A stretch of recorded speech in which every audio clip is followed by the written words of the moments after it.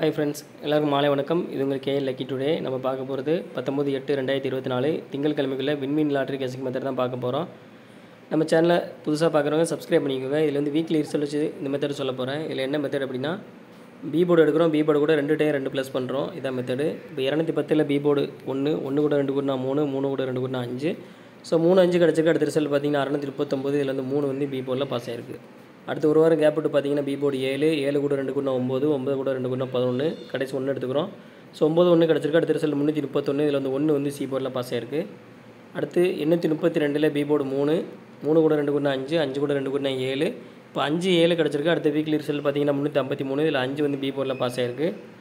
அடுத்து 721 B board 2 கூட 2 கூட்டினா 4 கூட 2 கூட்டினா 6. ஸோ 4 6 கிடச்சிருக்கு. அடுத்த ரிசல்ட் பார்த்தீங்கன்னா 506. இதில் வந்து 6 வந்து சி போர்டில் பாஸ் ஆகிருக்கு.